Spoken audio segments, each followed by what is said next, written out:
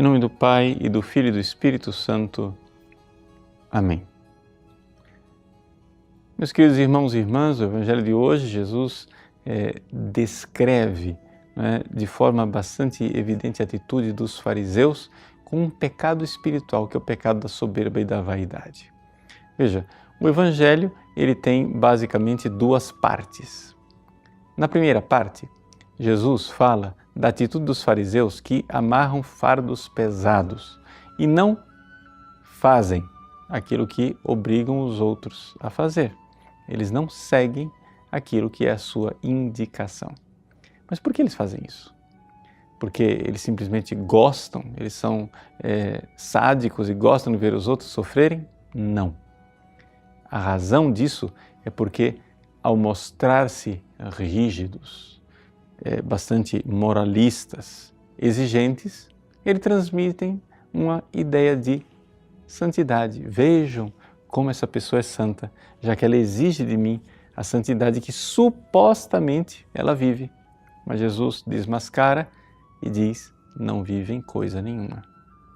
A segunda parte do Evangelho, então, Jesus mostra a atitude deles, que gostam de ser saudados em público e ter os lugares de honra, gostam de grandes títulos, o título de guia, de mestre, de pai.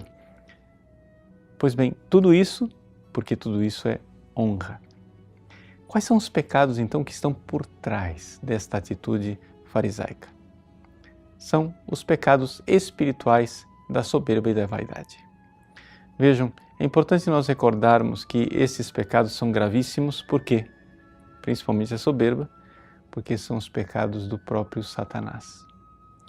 As pessoas às vezes ficam preocupadíssimas com certos pecados como a luxúria, a gula, a bebedeira, a avareza, e de fato são pecados graves.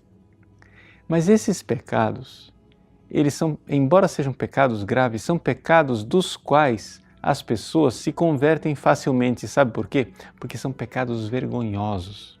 Ou seja, quando uma pessoa se entrega à luxúria, ela se envergonha daquilo que ela está fazendo com muita facilidade.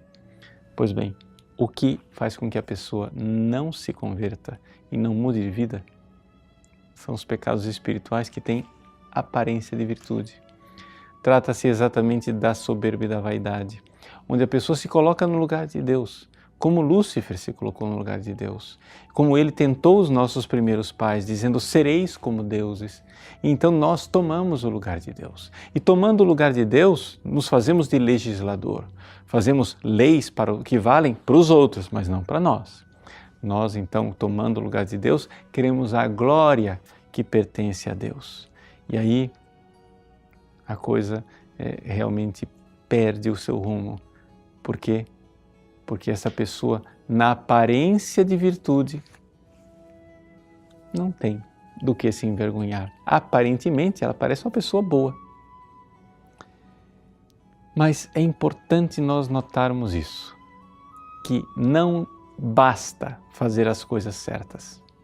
É necessário fazer as coisas certas pela razão certa. Se você faz as coisas certas pela razão errada, você não tem virtude nenhuma.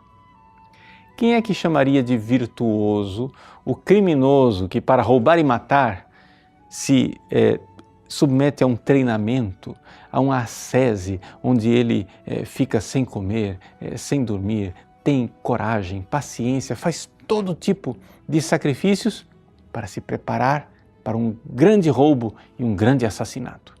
Essa pessoa fez coisas certas, ou seja, fez o quê? Jejum, penitência, treinamento, ascese, perseverança, paciência, mas pela razão errada. A razão era o roubo, a razão era o assassinato. Pois bem, ir à igreja, rezar, fazer jejum, viver a quaresma, tudo isso é muito bom. São coisas boas e virtuosas. Você comungar todos os dias, rezar de joelhos, realmente ter uma vida ascética, tudo isso é muito bom. Mas se não tiver a razão verdadeira, que é amar a Deus e se humilhar na presença dele de coração, nós fazemos coisas boas pela razão errada. Estamos pecando de errar o alvo. Talvez haja dentro de nós uma grande soberba e uma grande vaidade. como aquela de Satanás e precisamos nos converter. Deus abençoe você. Em nome do Pai, e do Filho e do Espírito Santo. Amém.